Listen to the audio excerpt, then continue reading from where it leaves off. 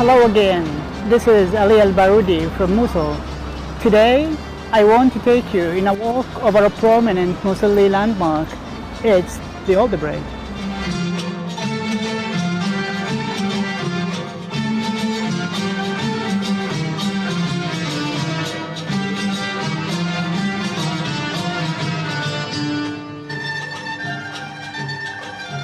This 300-meter long bridge was designed by a Musili architect back in the 1930s. It was later inaugurated by King Ghazi I. In fact, it was the first actual bridge to connect the two sides of the city.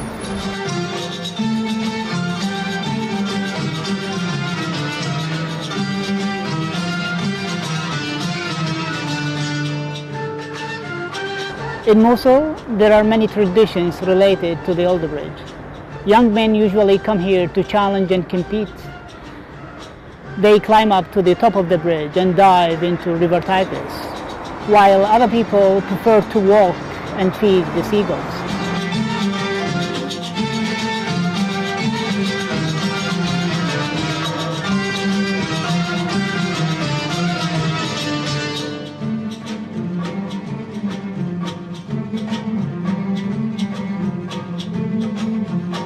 During the battle to liberate Mosul from ISIS, the Old Bridge, like the other four bridges, was airstruck by the coalition. Months after the liberation, the Old Bridge was reopened in March 2018. This time, Prime Minister Haider Abadi attended the inauguration.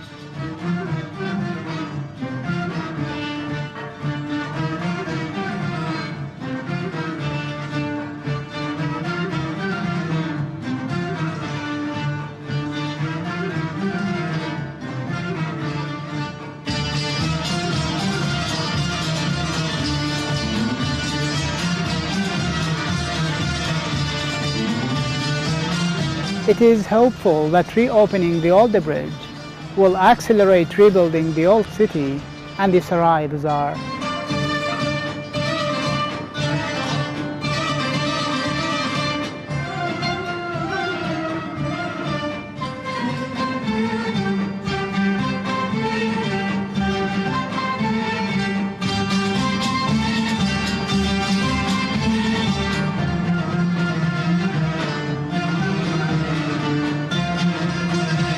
Now, I would like to host one of my students to share his story with us. He has a quite interesting story. What kind of adventures did you have? Well, 3 years ago, I was drifted away by the wave of migration as life in Mosul became unbearable, you know. And to pack up and move suddenly is not an easy decision to make.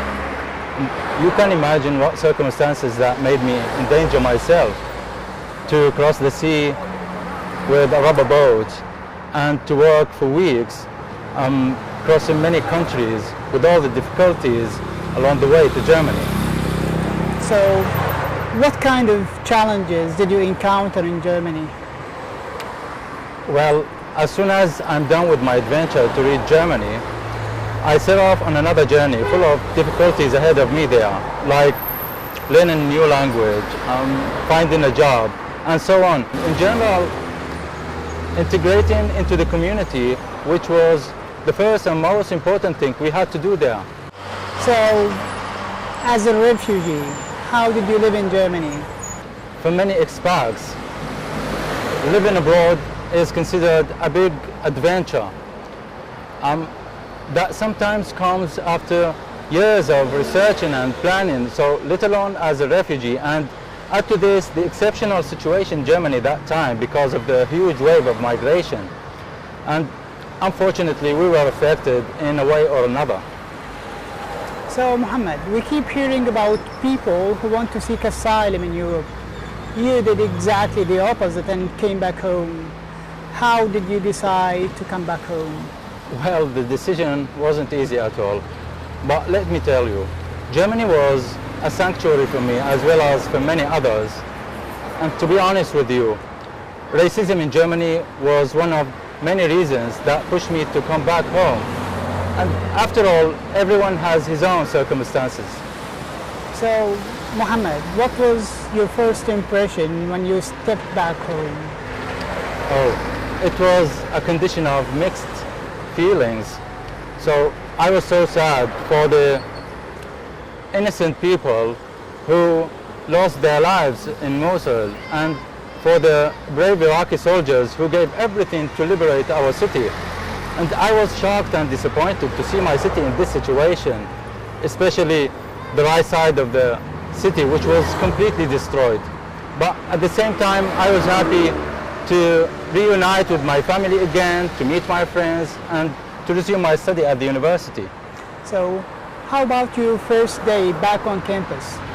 Well, first of all, I was surprised to see the students eager to resume their study at the university, despite the destruction happened there.